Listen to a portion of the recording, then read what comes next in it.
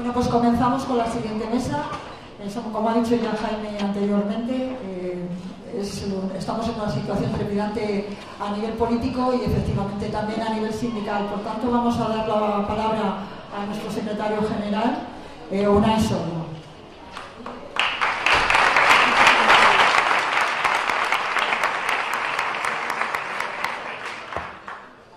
Bueno, pues buenos días a este cruce de vasos. Hasta lo arreglamos.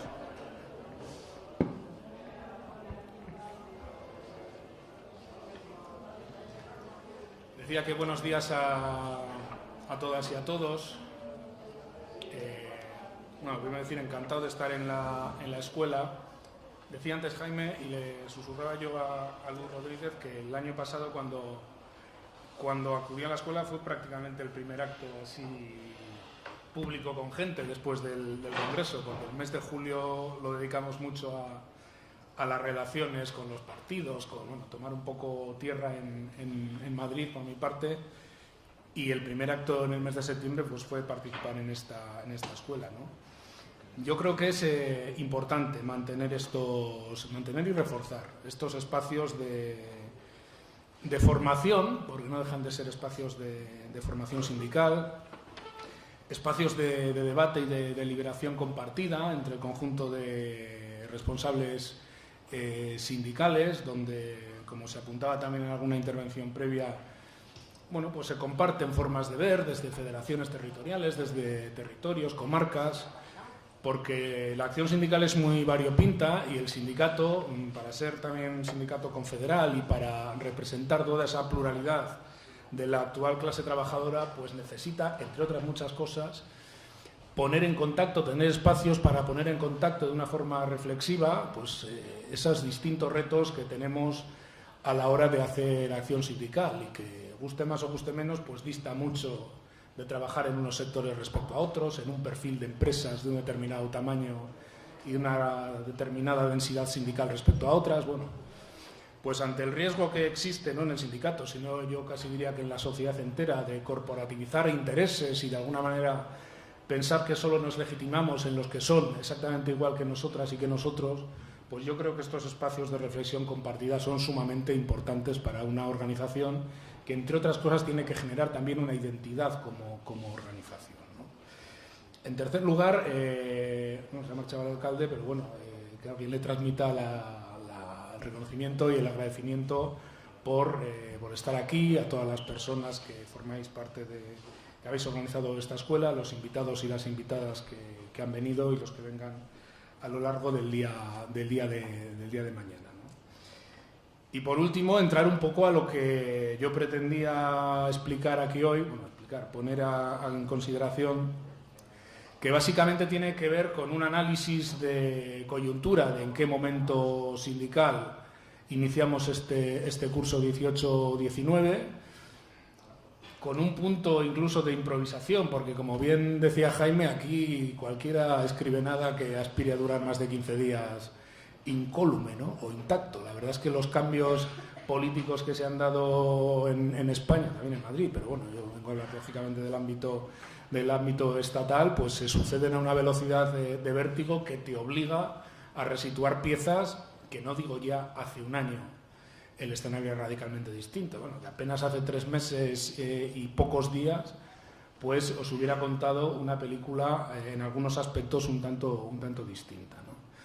Yo creo que, por tanto, lo primero tenemos que ser conscientes que tenemos retos en 3 espacios en los que voy a centrar mi intervención. Uno tiene que ver con la capacidad y la ventana de oportunidad que tiene el sindicato ahora mismo ante los cambios que ha habido en los gobiernos, y particularmente en el Gobierno de España, de modificar algunos de los aspectos centrales de las legislaciones y de las reformas que en los últimos años tanto daño nos han hecho. Esta es una pata de la que diré alguna cosa. Un segundo aspecto que depende todavía más de nosotras y de nosotros, que es el impulso de la negociación colectiva que creo que tenemos que afrontar en lo que queda de año, pero sobre todo en el próximo año, y que yo lo equipararía en parte a dar recorrido a algunos de los contenidos del ANC, del Acuerdo por el Empleo y la Negociación Colectiva que alcanzamos en junio, y también diré alguna cosa de por dónde creo que podrían ir las cosas en el próximo periodo. Y una tercera pata que tiene que ver con el reto de las elecciones sindicales, que se apuntaba también en el título que daba nombre o título un poco a la ponencia o a la intervención que voy a tener, ¿no? Un espacio de elecciones sindicales que ya adelanto, creo que los retos del sindicato tienen que ir por dos veredas. Uno es evidente, mantener el primer puesto como organización sindical, la organización más representativa de Madrid y de España, punto número uno, ampliar en la medida de lo posible las diferencias con la Unión General de Trabajadores, pero un segundo vector, que voy a decir, en mi opinión, es casi tan importante o más importante que el primero, que sería mejorar la densidad del sindicalismo, mejorar la capacidad de penetración del sindicalismo, porque hay muchas empresas donde todavía no se realiza acción sindical, sabiendo que el gran rival sindical que vamos a tener en el futuro, en mi opinión, es el neocorporativismo que se está instalando en una parte no menor de las empresas de este país y particularmente en espacios y en sectores donde se genera bastante poder sindical. Dicho de otra manera, yo no voy a venir tanto a decir que hay que ganar décimas haciendo delegados y delegadas en las pequeñas empresas, que también, sino que tenemos que disputar espacios donde hay una corriente neocorporativa, yo creo que en la sociedad en general, pero en el sindicalismo y en la clase trabajadora también, y donde creo que el sindicalismo confederal, pero lo que nos toca a las comisiones obreras, tienen que jugar buena parte de la disputa y de la partida en las elecciones sindicales, ¿no? Bueno, decir que en primer lugar estamos en una situación, voy a empezar un poco de lo general a lo más concreto, que estamos en una situación política, yo diría, de que difusa todavía. Estamos ante un gobierno sustentado, como sabéis, en una mayoría parlamentaria muy complicada de gestionar en el día a día, donde creo que se ha mejorado sustancialmente en los últimos meses en las relaciones entre los dos grandes grupos del Parlamento que apoyan al gobierno, quiero decir, que son el Grupo Socialista y el Grupo de Unidos Podemos, después de, en mi opinión, una pésima gestión, no voy a entrar en culpables, porque seguramente de todo habrá, de la negociación previa al famoso techo de gasto, donde creo que se repitieron viejas dinámicas de incomprensión, o de si tú no me llamas o contigo no se puede hablar. El caso es que uno por otro, la casa sin barrer. Bueno, yo creo que estamos en otro escenario. Creo que hay un escenario de diálogo permanente encaminado a acordar medidas y a tratar de ver si es posible sacar adelante los presupuestos generales del Estado del año 2019, pero hay otra variable política que puede ser muy determinante y es la evolución de la situación en Cataluña. Más allá de lo que diga yo luego de la reforma laboral, de lo que piensen determinados grupos sobre aspectos muy importantes de la reforma laboral, la agenda catalana va a marcar mucho la posición, lógicamente, de PDeCAT y la posición de Esquerra Republicana de Cataluña, que en estos momentos son actores imprescindibles para una mayoría parlamentaria que saque adelante según qué reformas. Entonces, estos dos condicionantes hacen que haya un marco de inestabilidad latente en este gobierno. ¿Qué quiero decir con esto? Que las cosas que queramos hacer tenemos que apretar el acelerador para tratar de hacerlas. No estoy presuponiendo que la legislatura va a durar pocos meses, no lo sé, pero creo que nos conviene acelerar en algunas cuestiones que ahora voy a explicar, porque como se precipite un escenario de adelantos electorales que en Andalucía está cantado, ya sabéis cómo va este país, los grupos se atrincheran un poco en sus posiciones de máximos, empiezan a marcar perfiles pensando en elecciones y echamos los meses y los años prácticamente en balde. Bueno, ese es un escenario no deseable, pero previsible si se precipita, como digo, ese calendario de elecciones anticipadas en Andalucía, luego municipales, pues ya sabéis, iba a decir forales, vengo de donde vengo, pero vamos, las elecciones y las europeas también. Bueno, pues este es un primer condicionante que está ahí. Un segundo condicionante.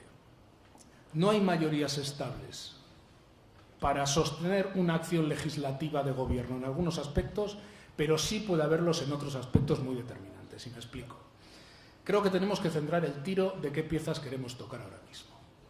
Ya adelanto que creo que el sindicato se equivoca si nos mete en un debate de blanco o negro sobre si esto va de derogación de las reformas laborales o no derogación de las reformas laborales. hay aspectos centrales de la reforma laboral que creo que se pueden modificar y otros que creo que no hay mayoría parlamentaria para que se modifiquen, lo que no quiere decir que el sindicato renuncie a modificarlos. Pero tenemos que trabajar con un principio de realidad.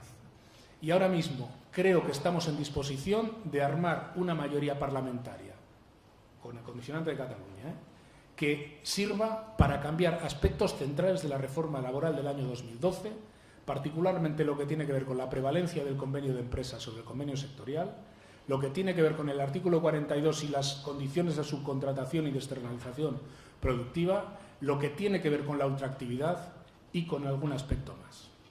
¿Es esto derogar la reforma laboral? Evidentemente no. Pero son aspectos importantes que nos van a condicionar la negociación colectiva del año que viene por alguna cosa que luego diré y por alguna estrategia que yo creo que el sindicato debiera tomar, si lo decidimos así, en los órganos de dirección correspondientes. Vamos a tratar de trabajar en ese paquete de modificación sustancial de la reforma laboral. Va a haber otro paquete que, en mi opinión, no se consolida una mayoría parlamentaria porque creo directamente, bueno, esto está en streaming, pero da igual, porque tampoco voy a decir ningún pecado, creo que no estaría seguramente PDeCAT y tengo dudas de que estaría PNV. ¿A qué me estoy refiriendo? A todo lo que tiene que ver con las inaplicaciones de convenio, con las modificaciones sustanciales de condiciones de trabajo y con los despidos. En lo que tiene que ver con procedimientos, con tutelaje de los procedimientos, con garantías de los procedimientos y en las causas de inaplicar convenio, de modificar las condiciones de trabajo o de despedir. Aquí, que en mi opinión es una parte también central de la reforma laboral, evidentemente, creo que el sindicato no tiene que bajarse de sus posiciones, ni mucho menos, y tiene que trabajar en mejora de la correlación de fuerzas para cambiarlas en el momento que se pueda. Y algún papel también puede jugar la negociación colectiva en ese terreno. Pero creo que mal haríamos en decir o todo o nada. Decir sí a una parte no implica que renunciemos a modificar las otras y que nadie nos meta en que esto va de derogación sí o no. Porque esto no es lo que uno quiere hacer, sino lo que en cada momento es capaz de hacer. Y sinceramente, porque creo, a mí, muchas de las personas que me interpelan para hablar de la derogación de no sé cuántas cosas, muchas veces creo que si dices, dime las 6 cosas que en tu opinión hay que derogar, no saben enumerarlas. Entonces, esto es complejo, pero creo que estamos en disposición, a través de una ofensiva sindical potente, de modificar muchos de los aspectos centrales e importantes de la reforma laboral. No me cabe duda de que ahí podemos encontrar aliados políticos. El grupo que sostiene al gobierno así nos lo trasladan, en Unidos Podemos y en otras fuerzas menores en representación que ahora mismo podrían estar en ese terreno. Paralelamente está todo lo relacionado con el tema de las pensiones. Hoy se reúne la Comisión Parlamentaria del Pacto de Toledo, donde se van a abordar una serie de temas, particularmente la recomendación número 2 de tal pacto, que es el que tiene que ver con la revalorización de las pensiones. Hemos estado cerca de sacar una declaración conjunta entre Comisiones Obreras, UGT y COE para evaluar o para mandar una serie de directrices sobre cómo tendría que reformarse o cómo tendría que abordarse el segundo punto, el que va a abordar cómo se revalorizan las pensiones. No hemos podido llegar a ese consenso porque ha habido un elemento decisivo, y es que finalmente COE no quiere hacer referencia al IPC. Hace una valoración genérica y, en opinión del sindicato, las pensiones. La recomendación del Pacto de Toledo tiene que dejar claro que las pensiones tienen que volver a referenciarse en la evolución del índice de precios al consumo. ¿Quiere decir esto que no pueden aparecer otras variables como el PIB o como la evolución de los salarios, por ejemplo, cuando se quieran mejorar las pensiones mínimas? Pues bueno, puede aparecer una cuestión de esas, siempre y cuando tengamos la garantía de que las pensiones se revalorizan en torno al IPC. Puede haber una revalorización de las pensiones donde el IPC se paga con la caja de la Seguridad Social, como no puede ser de otro modo, y si hay alguna mejora, por ejemplo, en las pensiones mínimas, como ha habido en otros periodos históricos, esto se financie con cargo a los presupuestos generales del Estado, pues a mí me parece razonable. A mí me parece razonable. Pero en todo caso, creo que tiene que salir una directriz clara, que luego tiene que derivarse al marco del diálogo social y a un acuerdo político para que las pensiones se vuelvan a referenciar en el IPC. Y nos llevemos por delante uno de los aspectos centrales de la reforma de pensiones del año 2013 del Partido Popular, que era el índice de revalorización, que es el culpable del famoso 0,25 que ha provocado la reacción de una buena parte de las personas pensionistas de este país. Bueno, pues ese es un aspecto. Luego tenemos que abordar un debate en pensiones con todo lo que tiene que ver con la estructura de ingresos del sistema. Hay una batería de medidas que se pueden tomar y de las que creo que el sindicato tiene que hacer bandera. Os digo que este va a ser un tema complicado de gobernar y desde luego de acordar. Primero, porque creo que COE no va a estar en ese escenario, esta es una intuición, y segundo, porque políticamente aquí todo el mundo está midiendo esto con bastante cuidado. Pero yo creo que es perfectamente posible en cortos plazos al menos tomar medidas sobre el destope de las bases de cotización máximas, medidas sobre el salario mínimo interprofesional, algunas ya acordadas, luego diré algo del SMI en la negociación colectiva, pero si se tomaran medidas sobre el salario mínimo interprofesional, evolucionarían mejor las bases de cotización mínimas. Se pueden tomar medidas sobre el régimen de autónomos y propuestas hay para que en un tiempo razonable se haga un sistema de tributación del régimen de autónomos acorde a los ingresos reales de las personas que están en ese régimen, y esto podría acarrear del orden de 7.000 millones adicionales a la caja de la Seguridad Social. Se pueden imputar los gastos de funcionamiento de la Seguridad Social en vez de a la caja, a los presupuestos generales del Estado. Solo estas 4 o 5 medidas que he tomado, que he enunciado, tendrían ya un efecto muy positivo sobre el déficit de la Seguridad Social, que va a volver a ser alto en el año 2019 si se sigue generando empleo a este ritmo y sobre todo con estos salarios.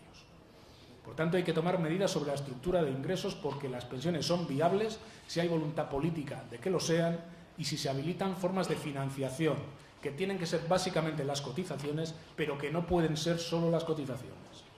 Y no nos pueden meter en la trampa de la contributividad llevada al extremo porque, en efecto, en los próximos años va a haber varios años, ahora por la crisis y luego por distintas evoluciones de la población, del envejecimiento de la población, donde las cotizaciones no van a dar para pagar las pensiones, y lo sabemos.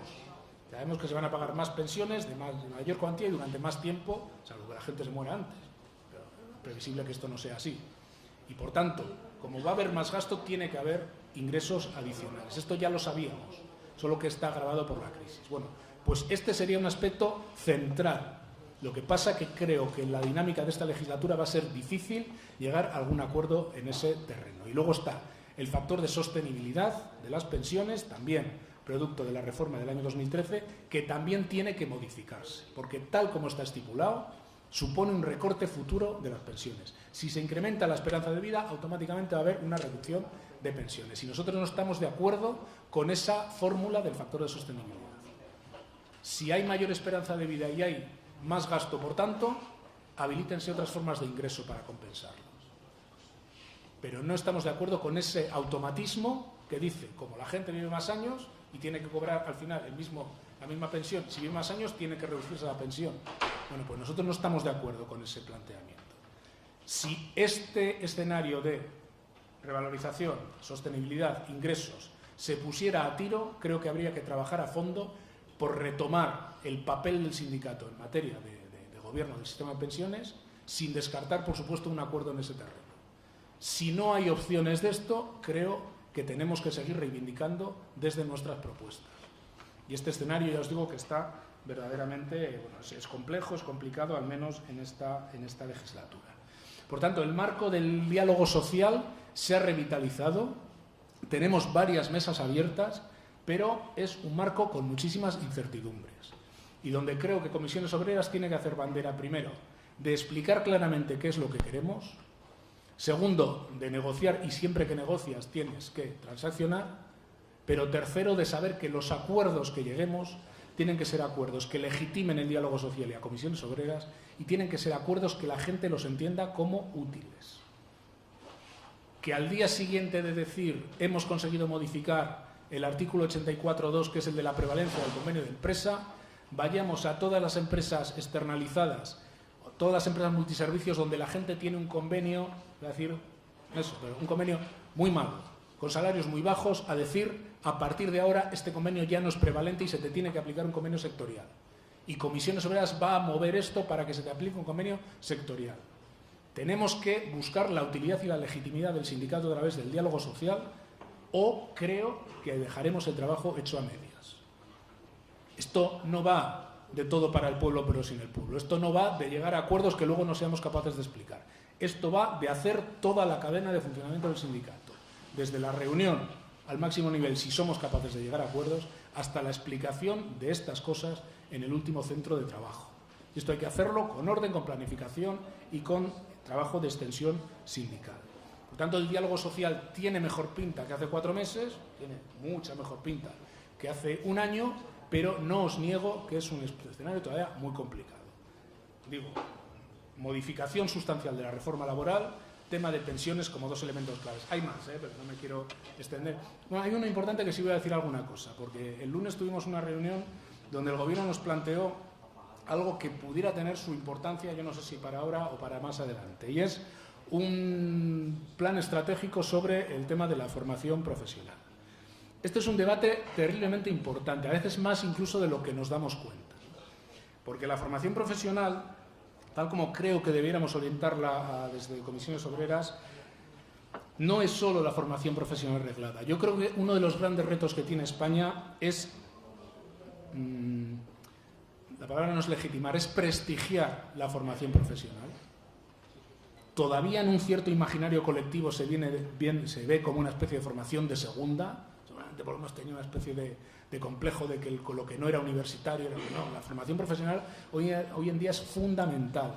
Tienes unos índices de inserción laboral muy importantes, en la medida que se crea empleo, mejor, y sobre todo es una formación clave para que la clase trabajadora pueda de forma permanente adaptarse a los cambios tecnológicos, de formas de trabajo, de formas de procedimientos de trabajo que se van a ir implantando en las empresas. Y no hablo solo de la industria 4.0, hablo de todos los sectores. Prácticamente no hay sector que no sea susceptible en los próximos 10, 20, 30 años de acometer un cambio de cierta profundidad en sus formas de trabajo, en sus habilidades para trabajar. No estoy hablando necesariamente de domótica o no estoy hablando de nanotecnología. Estoy hablando a veces de ejemplos muy concretitos. La ayuda domiciliaria, cuando se empezó a prestar en España, pues normalmente era un trabajo al que se exigía apenas una mínima cualificación. Y básicamente era un trabajo de cuidados como se entendían entonces los cuidados. Bueno, pues hoy en día seguramente para ejercer un trabajo de ayuda domiciliaria tienes que tener una serie de conocimientos que pueden ir desde conocimientos posturales hasta un mínimo de conocimientos pues, de cómo mover a las personas.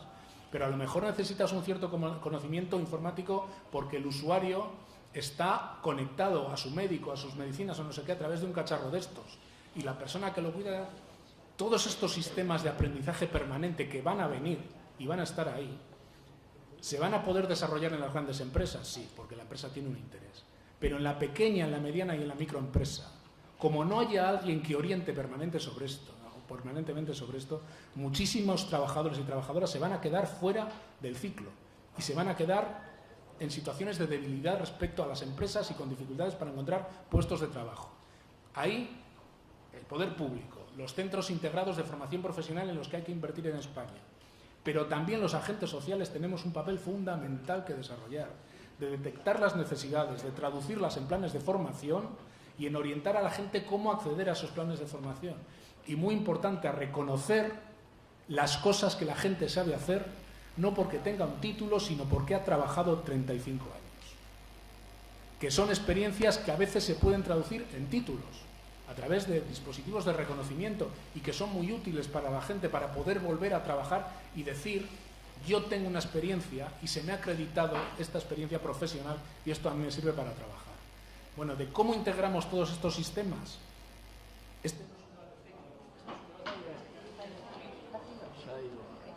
Porque el acceso al saber, retos, no ha habido cosa más política en la humanidad que no.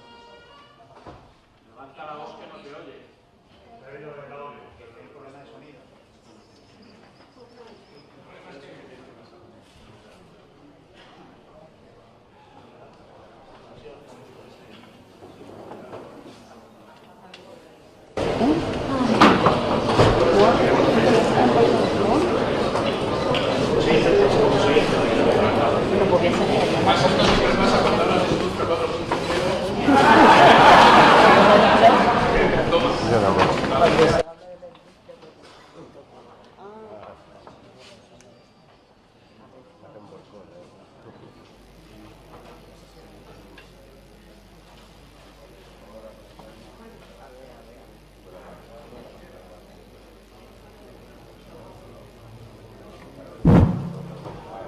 Va. Bueno, pues quería hacer una referencia a esto de la formación profesional porque me parece que sin estar tan en candelero, ¿no?, como el tema pensiones y el tema legislación laboral, yo creo que tiene una importancia estratégica muy, muy importante y se nos ha abierto también esa ventana de oportunidad que tenemos que tratar de aprovechar. En segundo lugar, en parte relacionado con esto, con alguna cosa que explicaré si no se me olvida, todo lo que tiene que ver con la negociación colectiva. Lo decía antes Jaime, ¿no? En el mes de junio conseguimos finalmente cerrar la renovación del acuerdo por el empleo y la negociación colectiva, del cuarto ANC. El cuarto ANC fundamentalmente ha sido un acuerdo de orientación salarial. No se han revisado en profundidad algunos de los contenidos que venían del tercer ANC, que es un buen ANC. En mi opinión, se ha dejado de aprovechar una oportunidad para meter cosas que cualitativamente eran importantes, pero creo que no estábamos en disposición, porque COE, CEPIME venían muy cogidos con pinzas a este proceso de negociación. Creo que no estábamos en condiciones de ir mucho más allá de lo que hemos pactado, teniendo en cuenta que en el año anterior no llegamos a un acuerdo y, por tanto, no hubo recomendación salarial. Yo creo que hemos hecho una recomendación salarial que a mí me parece buena desde el punto de vista sindical. Pactar entre el 2 y el 3% cuando la media de salarios que estamos firmando en los convenios apenas llegan todavía hoy al 2%, pues evidentemente es orientar un tirón hacia adelante de los salarios. Y creo que hemos hecho algo cualitativamente muy bueno, que es situar los 14.000 euros como salario mínimo de convenio para las negociaciones en lo que queda de año, en el año 19 y en el año 20. Claro, aquí depende un poco de cómo toque la banda en cada sitio para saber la importancia de esta reivindicación. Pero con decir que el salario más habitual en España en términos anuales anda en torno a los 16.000 y pico euros, pues creo que cualquiera entiende la importancia de lo que digo cuando digo que las categorías más bajas al menos tendrían que tener el salario mínimo de convenio de 14.000 euros. Porque hay una creciente desigualdad salarial en España. Porque hay salarios de miseria en España, a patadas. Porque seguimos instalados en las consecuencias de un proceso de devaluación salarial que no se ha recuperado ni de lejos. Porque hay muchas diferencias. Hay empresas que ni siquiera han disminuido los salarios en la crisis. Pero hay otras empresas donde los salarios de la gente que está entrando están un 20 o un 25% menos de los que tenía la gente antes de entrar en la crisis económica. Porque ha habido un proceso de modificación sustancial de condiciones de trabajo en miles de empresas de este país, muchos de esos procesos de modificación no registrados en ningún sitio, porque se han dado por la vía de los hechos.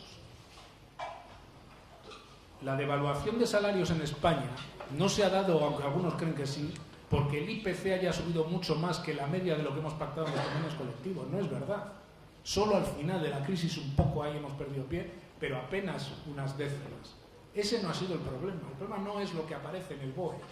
El problema es que se ha dado tantas facilidades a la empresa, a los empresarios, para modificar lo pactado, inaplicando el convenio, utilizando el artículo 41 del Estatuto y de formas mucho más de andar por casa, desde antes te pagaba tanto y ahora te pago cuánto, y si no, tengo 1.000 para entrar a trabajar, que la caída de los salarios ha sido muy profunda, según algunas estadísticas, por encima del 7%, pero el 10% de la gente que gana menos prácticamente se triplica esa caída de salarios.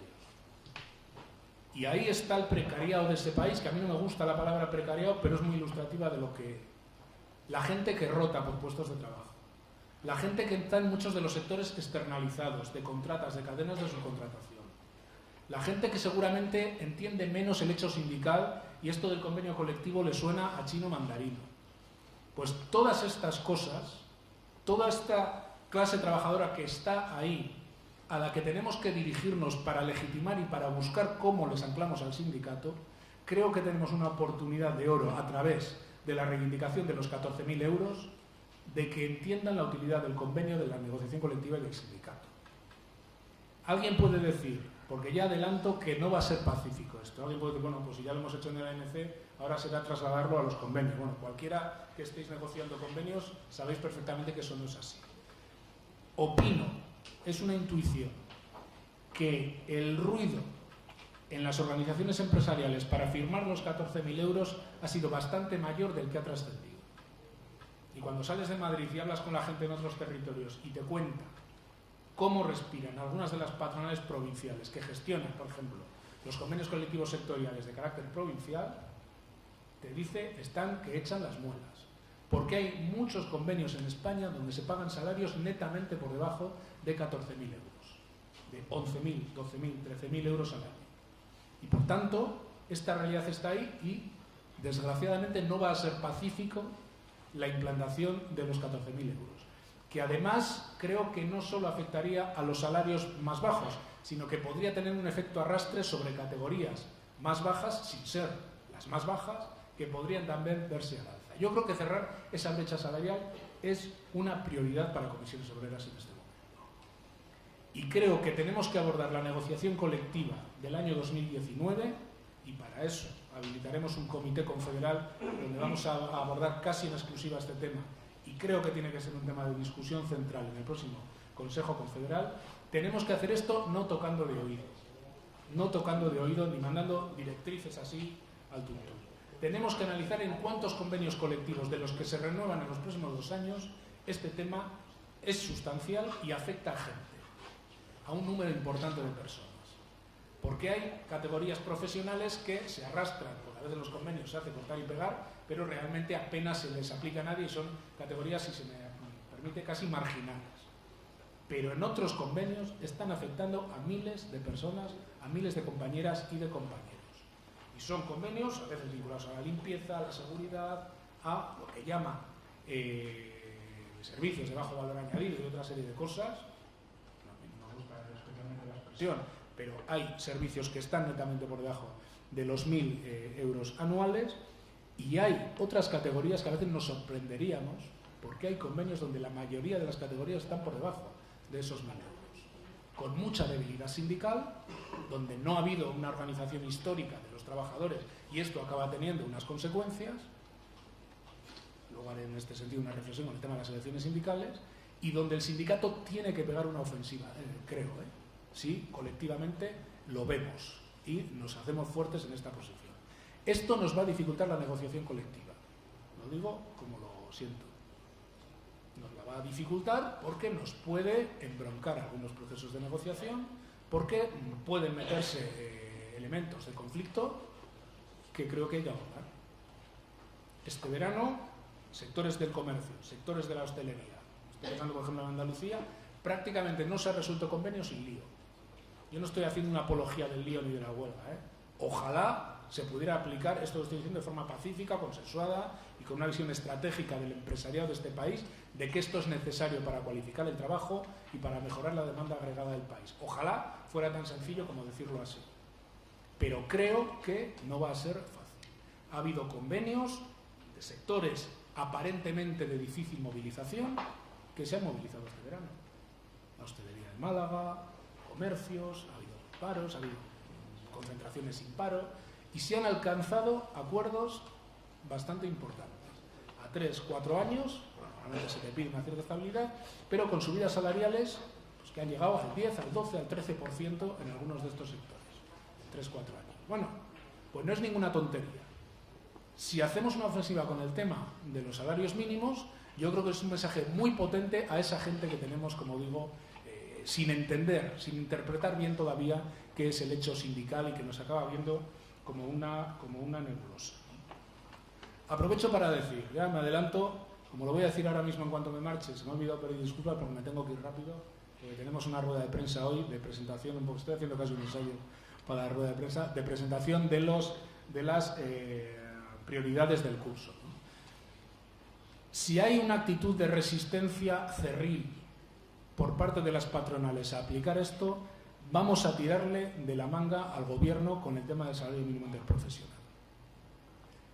Comisiones Obreras firmó a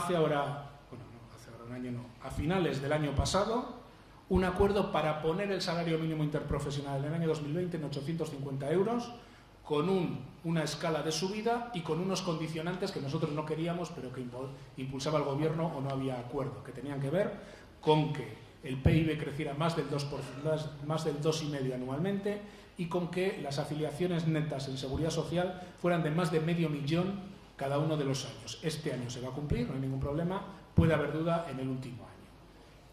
Si la actitud de la patronal es intransigente con el tema de los 14.000 euros, por tanto, de alguna manera están incumpliendo los términos de la ANC, nosotros vamos a decir que el acuerdo de los 850 euros también se puede revisar.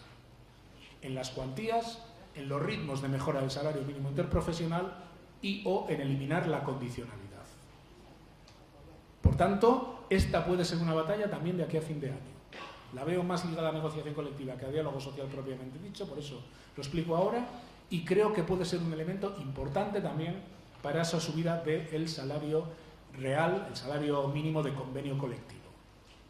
Y creo que el Gobierno debiera tomar nota y la mayoría parlamentaria debiera tomar nota de esto. Tampoco es tan fácil sacar esto, porque aquí, que yo creo que el PSOE, por lo que en su día nos explicó con el tema de los 850 euros, que ellos estaban más en una subida mayor. Claro, cuando estás en la oposición esto es más sencillo también, ¿no? Y Unidos Podemos seguramente podrían estar de acuerdo en un planteamiento de mejora del SMI, pero otros de los grupos, ahí sí que el eje izquierda-derecha se nota bastante. Se nota bastante. Bueno, ya veremos, pero desde luego el sindicato va a reivindicar esa mejora del salario mínimo interprofesional. Y concluyo porque no me quería alargar mucho más con la tercera pata de lo que creo que son las prioridades, y es todo lo que tiene que ver con el tema de elecciones sindicales. Comisiones Obreras es el sindicato mayoritario en España y tiene que seguir siéndolo. Creo que va a seguir siéndolo. Sería bueno incrementar la diferencia con la Unión General de Trabajadores. Si trabajamos bien, creo que estamos en disposición de hacerlo. También no os niego que la UGT está haciendo un esfuerzo en recursos importante para disputarnos las elecciones sindicales. Por tanto, no nos despistemos ni un pelo. Necesitamos extender el sindicato en empresas donde hoy en día tenemos escasa representación o son lo que llamamos empresas blancas. La gente tiene que entender que o hay una organización en torno al sindicato o muchas de las medidas que se pacten en el diálogo social, en los convenios colectivos, hoy en día son de fácil incumplimiento por parte de las empresas. La densidad sindical, que no es baja en España, tiene que mejorar en España. En España nos lían mucho con que si los sindicatos tienen afiliación, no tienen afiliación. Hay que hacer pedagogía también, ¿eh? España es un país de la órbita mediterránea con modelos sindicales que tienden a tener baja afiliación. Entre otras cosas porque en España los incentivos son a que la gente no se afilie al sindicato, porque entre otras cosas el convenio colectivo, las condiciones colectivas de trabajo se te aplican, estés afiliado o no. Esto hay otros países que no es así. Y hay países donde los sindicatos gestionan, por ejemplo, el acceso de la prestación al desempleo o a la pensión. Cuando dicen, no, es que el 70% de los trabajadores están afiliados en no sé dónde, fijaros si lo hacen bien. No, es que no digo que no lo hagan bien, pero es que la gente, para acceder a no sé qué prestación, tiene un servicio público y tiene al sindicato. Y esto es un incentivo brutal a afiliarse. De la misma manera que si el convenio colectivo solo se aplica a mi sección sindical, para entendernos, joder, se incentiva la afiliación. Aquí hay un incentivo a la desafiliación. En cambio, hay un sistema de representatividad a través de las elecciones sindicales que nos legitima y que nos da muchísima capacidad de penetración en las empresas. Porque nosotros representamos a millones de trabajadores que nos votan.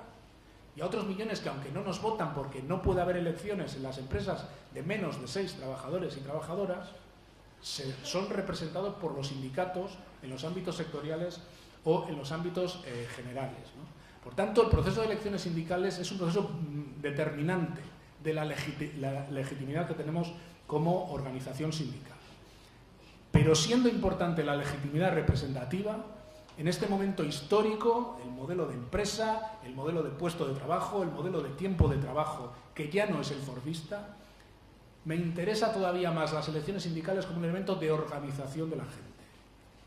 Como una palanca de organización de la gente, porque donde no haya organización de la clase va a haber unilateralidad empresarial.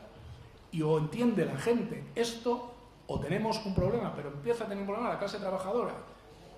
No es ganar las elecciones una reivindicación estrictamente corporativa sindical, que es legítimo, porque todo el mundo quiere ganar. No es estrictamente corporativa, es que tiene que ser así. Es que o la gente está organizada en secciones sindicales, la gente tiene representantes de los trabajadores con derechos sindicales, con créditos horarios, con formación sindical, o no se puede abarcar las miles y miles y miles de empresas que tienen problemas en España. Y no vale luego decir, ¿y dónde estaban los sindicatos? Pues a veces intentando hacer elecciones, intentando que tú, compañero o compañera, te presentes, tengas un crédito horario que te permita formarte y te permita defender dignamente a la gente en la empresa. Y luego, si ahí no te apoya el sindicato, pues pregunta dónde estaba el sindicato. Pero claro, el sindicato lo que no puede es ser, pues eso, Superman. Necesitamos, por tanto, reforzar el aspecto de la selección. Y digo, victoria sindical, importante. Ganarle por más ventaja a la UGT, importante. Pero ojo, lo decía al principio. Aquí el reto es disputar espacios de poder contractual y de poder sindical con las expresiones corporativas que existen cada vez más en España. El famoso otros, que ponemos en las estadísticas estas elecciones sindicales. Miremos los datos no desde el periscopio, sino también desde el microscopio. ¿Qué pasa con los colegios de arriba en las empresas? ¿Qué pasa con las nuevas empresas tecnológicas, no sé qué, no sé cuál, con los sectores estratégicos de una economía, como el transporte, los controladores y no sé qué? Son espacios que se han corporativizado. ¿Hay acción sindical? ¿Hay reivindicación de derechos? Sí. Desde alternativas corporativas, muchas veces fomentadas en su día por el poder público para debilitar el sindicalismo de clase, ¿no? Bueno, es lo mismo una huelga general en la CGT francesa, que tiene infinitamente menos afiliación que comisiones obreras en España, sobre población ocupada o sobre población asalariada, pero que controla los trenes, los aviones y los no sé qué. Claro, no es lo mismo que cuando tienes que sacar una huelga desde los polígonos y todos estos sectores corporativos, pues tienes que establecer casi una negociación para ver si algún interés les cae por ahí y se animan a parar. No, pues no es lo mismo. Pero aquellos barros traen estos lodos, o al revés, creo que es así, barros y lodos. Traen estos lodos, y es que se ha corporativizado, a veces sin ningún tipo de visión en clave de país, sectores pues estratégicos. Y te representa a no sé qué sector en la sanidad pública, pues un sindicato que en el fondo le importa que la sanidad sea pública o privada, por lo que a mí el color de las bicicletas en Pekín, lo mismo les importa. Y este es un problema no menor, no de comisiones obreras, en mi opinión del país. En mi opinión del país. Y ahí tenemos que disputar.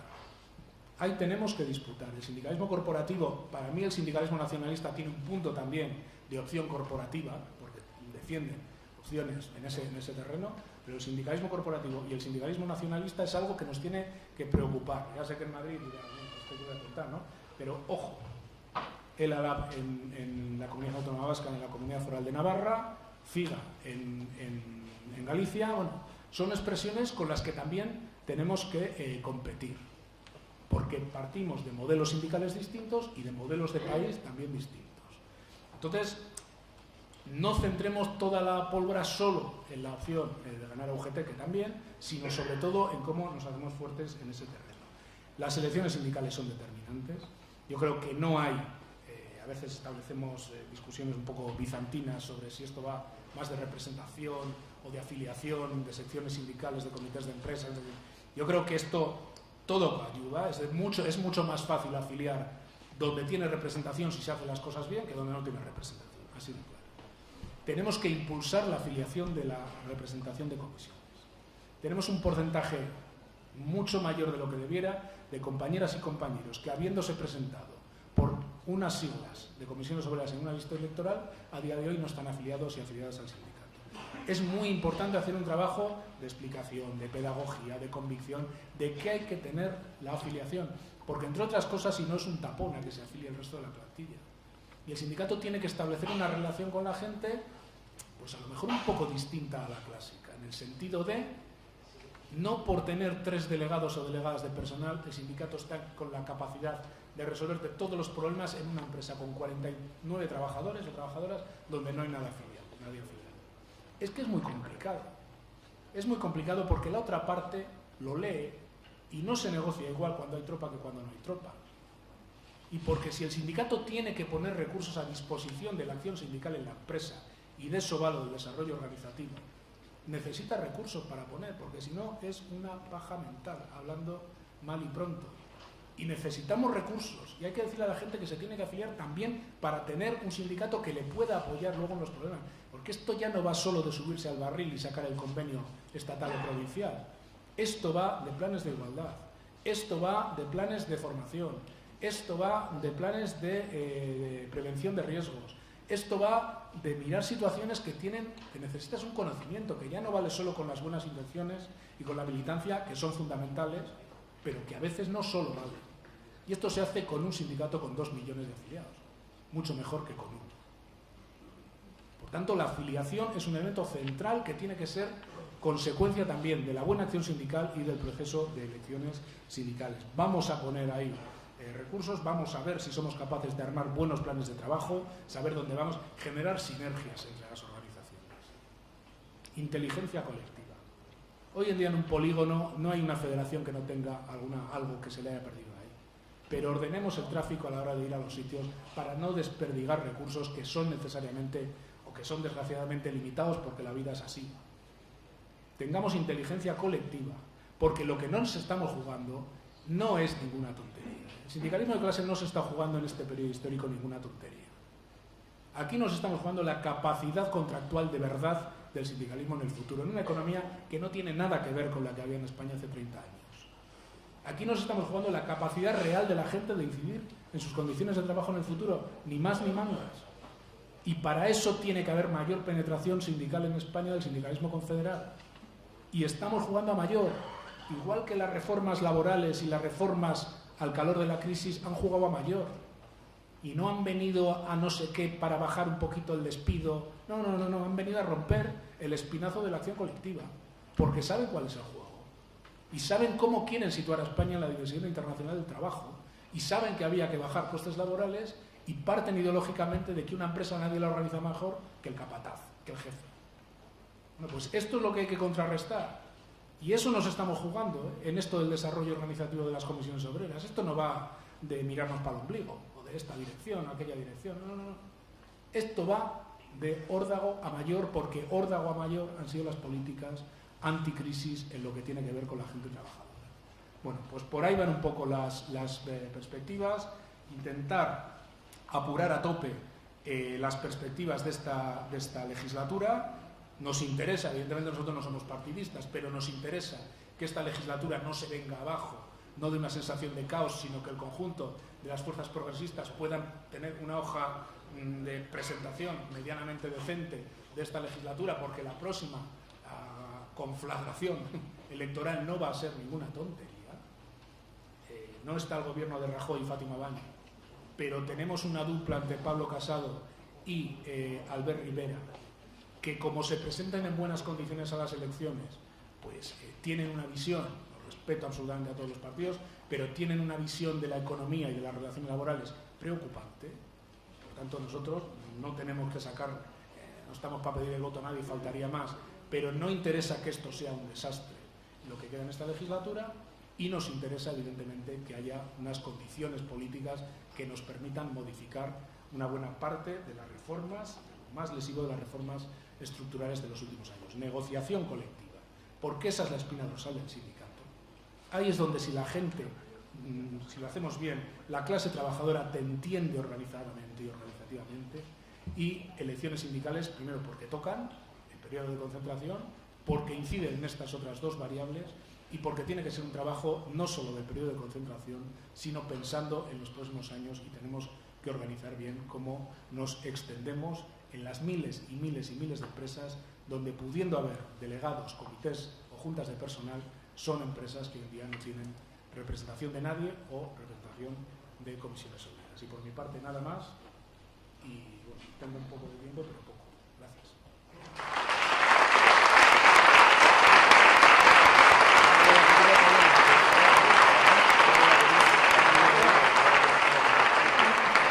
Muchas gracias, Unai. Vamos a abrir un turno de palabra, más bien cerrado, si es posible, por el tiempo que tiene Unai.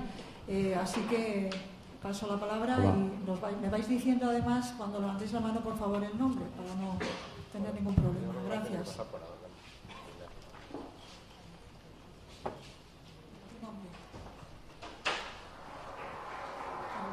Comenzamos porque parece que no hay más palabras, a ver si así nos vamos animando. Buenos días. Si alguna persona quiere preguntar, por favor se incorpore a la sala. Sí, a la sala. Quería preguntarte por un tema que yo creo que se nos está afectando y nos está tocando, que es la situación que está viviendo el movimiento sindical en Cataluña, que nos afecta también a los de España, ¿no?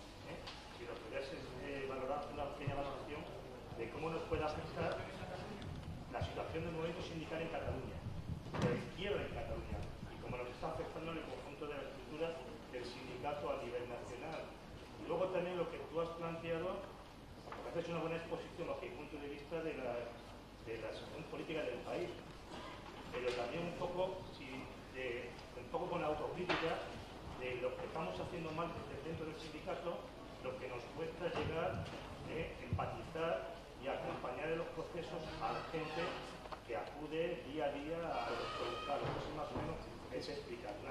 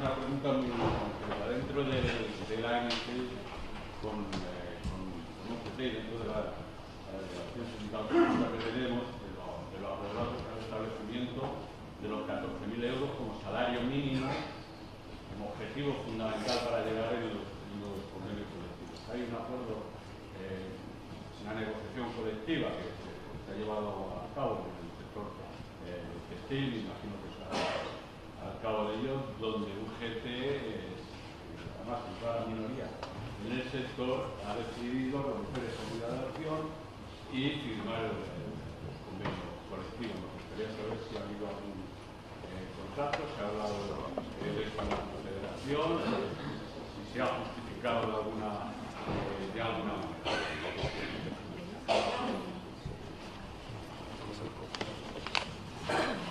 Sí, hay muchos convenios que están sujetos ahora a la negociación en materia de jubilaciones con contrato de relevo. ¿Nos podrías adelantar algo si se está hablando del Pacto Toledo, si hay alguna orientación en el sentido de la sindicato?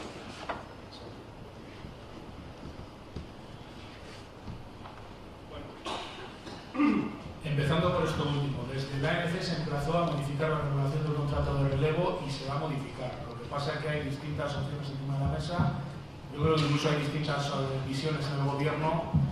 No querría adelantar mucho, pero se va a tocar. Seguro que se va a tocar. Otra cosa es si se va a llegar a la cosa de máximos, la regulación previa de 2011 o no, el coste que tiene. Ahí hay un tema de tensión, pero es un elemento que se va a tocar porque todos compartimos que evidentemente el contrato de relevo puede ser una buena forma de acceso de gente a puestos de trabajo y de jubilaciones parciales han dado buenos resultados en muchos sectores. Creo que no se puede hacer una regulación ad hoc para ningún sector, es uno de los temas que están ahí latentes, porque esto genera una situación de agravio, pero algún movimiento va a pasar.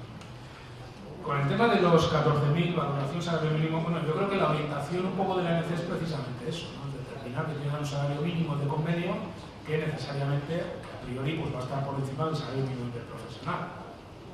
En el mejor de los casos, pues el salario mínimo interprofesional se elevaba, creo que salían unos 12.000 euros, creo que eran 850 por 14 pagas, la cuantía anual, pero en todo caso, nuestra primera intención, que se sitúe como salario mínimo del conjunto de los convenios. ¿Que esto va a ser difícil? Sí. ¿Que si esto no hay corresponsabilidad patronal hay que tratar de mover el SMI? Pues también. Pero yo comparto que sería bueno tener ese mínimo salarial, hablando de kilómetros, para tener un mínimo salarial en todos los convenios, que haya un SMI más alto. Pues es una opción. Pero esa opción no depende exclusivamente de nosotros en el poder político, y la otra depende del ciudadanismo y de las organizaciones empresariales. Por tanto, yo creo que la cosa tiene que ir como en dos fases, pero muy continuadas. Igualación de permisos de paternidad, yo creo que esto se ha aprobado. Se aprobó en una votación, además, creo que prácticamente unánime al final, ¿no? Porque una vez que va a salir se apunta todo el mundo al carro, ¿no? Y luego, bueno, claro, hay una pregunta que da para algo más que una contestación de 2 minutos, ¿no? Que es la situación de Cataluña. Bueno, la situación de Cataluña yo creo que sigue siendo terriblemente compleja. Pero a mí, fíjate, sí me interesaría decir alguna cosa. Luego me lo preguntan también en algunas veces. Yo creo que la situación de Cataluña se ha movido más de lo que parece. Creo que está muy condicionada por los movimientos que ha habido en el independentismo catalán, es decir, cómo se sale del Congreso del PDeCAT, donde lo que aparentemente tenía una posición más racional que representaba a Marta Pascal pierde ese congreso, y la dirección del PDeCAT ahora está un poco en la línea de continuar con la dinámica que marca a Carles Puigdemont y que ejecuta, o que iba a decir teatraliza, pero puede tener un elemento peyorativo, y no voy por ahí, ¿no? Que pone en escena el actual presidente, el Quim Torra, y que en mi opinión es una línea de actuación política absolutamente condenada al fracaso, pero con una capacidad de desestabilización, empezando por las instituciones catalanas, muy relevante, y de envenenamiento de la dinámica y de la dialéctica política en España brutal. Ahí hay una línea aparentemente homogénea en el independentismo de seguir dando pedaladas a la bicicleta del procés, por mucho que la bicicleta, yo creo que está claro que no lleva a ningún sitio, pero cada vez es más nítido, y no hay más que oír a Joan Tardà y alguna declaración más, y sobre todo cuando no son declaraciones, que ahí hay quien está en otras claras y es consciente que esto ha llegado a un escenario de no retorno, con gente que está en la cárcel pendientes de un juicio, y que hay que volver a echar los dados, por decirlo de alguna manera. Claro, esa parte del independentismo yo creo que todavía bastante silenciada o silenciosa o silente, porque creo que el que diga que el rey va desnudo, el primer bote le crujen, hablando así de forma muy coloquial. Eso existe y sería bueno que tomara protagonismo. Es verdad que la situación, en mi opinión, indeseada de la prisión preventiva, es decir, de responsables políticos que sin un juicio están en la cárcel, que sinceramente me parece que ahora mismo es un desbarajuste de situación, no ayuda precisamente a que esa parte del independentismo vaya ganando posición para recomponer las piezas.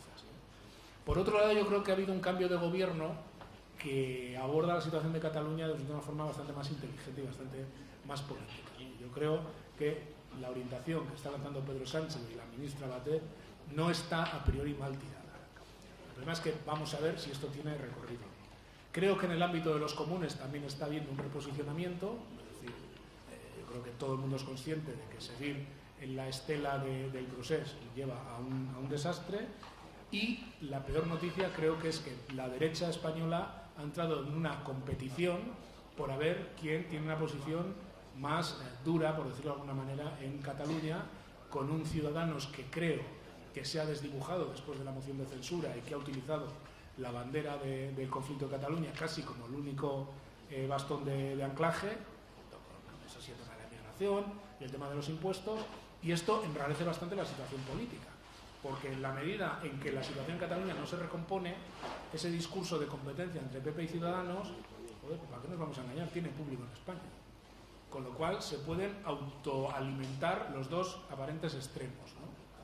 Bueno, pues la situación es muy delicada. El hecho de la prisión preventiva y el hecho de la expectativa de un juicio con una sentencia dura pues ayuda poco a recomponer la situación, y en mi opinión lo que cabe es abrir un escenario de deliberación y de negociación política. Pero los actores que están por la labor tienen que entender o tienen que sentir también ¿cómo diría yo?, incentivos sociales a que eso ocurra. Siempre es más difícil abrir un escenario de negociación si sabes que esto tiene un coste político, a si sabes que esto se avala políticamente, por la población, digo, en unas elecciones. Sobre todo cuando es muy incierto el resultado de ese escenario de negociación. Porque no habréis oído como yo a Quintorra el otro día en la tele decir que aquí lo único que se puede negociar son los términos de un referéndum de autodeterminación. Si lo único que se puede negociar es darte la razón en tu posición de máximos, eso en mi pueblo no se llama negociación, se llama traga. ¿No? De la manera que si alguien dice aquí lo único que se puede negociar es cómo te pones en cilicio y te vas dando latigazos por lo que has hecho en el último año, no parece que por ahí vaya a venir una negociación, ¿verdad? Pero si se abriera un espacio de negociación donde se reformule un marco de autogobierno en Cataluña, donde baje la tensión política y donde empiezan a funcionar las instituciones catalanas, pues estaríamos en un escenario, yo creo que no sé radicalmente, pero bastante distinto. El sindicato, evidentemente, transitaría mucho mejor por ese escenario que por el actual. El sindicato en Cataluña, como toda organización catalana, se ha visto, a esconderme, lanceada de alguna manera por la polarización social que se ha dado en Cataluña. Y una organización con 140.000 afiliados y afiliadas, pues lógicamente se ve atravesada por distintos puntos de vista. Yo creo que aunque se nos ha puesto a parir por algunas posiciones, en alguna manifestación, que el sindicato ha tenido una posición de centralidad en todo el conflicto político que ha habido allí. Creo que ha tenido una posición de no avalar la estrategia del procés y de buscar escenarios de diálogo entre distintos. El sindicato ha tenido una posición sobre los presos. Yo comparto que hay tipificaciones en Cataluña que no se corresponden, me parecen una sobrada las tipificaciones de rebelión y otra serie de cosas, y yo tampoco, el sindicato, ¿no? Lo que pienso yo es lo de menos. Y el sindicato, la posición que ha mantenido es que también hay una utilización no adecuada de la prisión preventiva, no en este caso, hay más casos en España, en mi opinión. La prisión preventiva en España se utiliza de una forma absolutamente abusiva, y que ahora mismo, aparte de un tema de derechos de esta gente, que en mi opinión no tendrían por qué estar en esa prisión preventiva, es un problema político no menor, que esté Junqueras y otra gente en la cárcel. Afecta al sindicato, se ha especulado muchísimo. Apenas hemos tenido una caída neta de afiliación en Cataluña. Prácticamente hemos mantenido la afiliación. No es verdad los titulares de digitales sensacionalistas que dicen que ha habido una pérdida masiva de afiliación. No es verdad. Prácticamente hemos mantenido la afiliación. El problema que tenemos, pero no en Cataluña, en toda España, de rotación de la afiliación, de gente que sea de alta, de baja, bueno, ya sabéis, estáis en las empresas y sabéis perfectamente de lo que hablo. Por tanto, creo que nuestra línea, en un escenario todavía difícil, tiene que seguir siendo apostar por el diálogo político. La judicialización de la política es un error, aunque donde hay causas, evidentemente va a haber actuación de los jueces, pero creo que este problema no se puede resolver solo desde la actuación judicial. Nosotros apostamos por un marco de autogobierno en Cataluña que renueve un estatuto que, en efecto, esto lo habíamos dicho nosotros muchas veces, y otro día lo dijo Pedro Sánchez con las mismas palabras. El estatuto vigente en Cataluña no lo han votado, no es el que votó la ciudadanía catalana. Y esto es una anomalía. ¿Por una actuación del Tribunal Constitucional? Bueno, pues igual esto tendría que ver con una reforma constitucional. Esto lo veníamos diciendo hasta hace poco, pero claro, tampoco nos volvamos locos. No hay mimbres ahora en España para abordar una reforma constitucional con el carajal político que tenemos. Evidentemente a nadie se le escapa que no hay mimbres para armar mayorías como requiere la reforma constitucional. Bueno, yo creo que el sindicato tiene que seguir apostando por esos espacios de negociación, de transversalidad, de diálogo político, de oponerse a la unilateralidad del procés, perfectamente compatible con decir que no compartimos según qué actuaciones judiciales, y creo que es una posición bastante equilibrada, que a veces no se interpreta bien, pero es que es muy difícil que en un tema tan complejo pues llueva a gusto de todas y de todos, ¿no? Pero bueno, ahí está un poco situado el sindicato en Cataluña, y con unos condicionantes, que es la pluralidad del sindicato en Cataluña, que es distinta a la pluralidad del sindicato en España, que también es plural. Entonces tenemos que hacer compatible todo esto, porque creo que somos la gran organización transversal en Cataluña y en cierto modo también, bueno, la gran organización transversal en España, pero sobre todo en un momento de polarización social como la que hay en Cataluña. La COM, las comisiones obreras de Cataluña, siguen representando como nadie todo ese escenario en la izquierda, que ya, insisto, y con esto termino, no ha dejado a nadie intacto. No ha dejado a nadie intacto, salvo a los extremos muy extremos de este viaje. El resto han tenido tensiones, todos, los comunes, el PSC, Convergencia, fijaros dónde queda Convergencia, que parece ya que estoy hablando del siglo XX, ¿no? Bueno, pues una situación difícil por la que creo que hemos transitado con más aciertos que errores, y creo que con una posición reconocible, aunque no niego que no pueda ser objeto de polémica, porque todo es polémico en este conflicto, ¿no?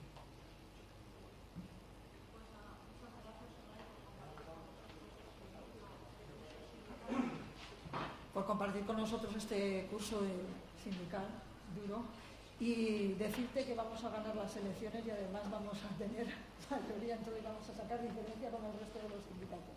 Muchas gracias.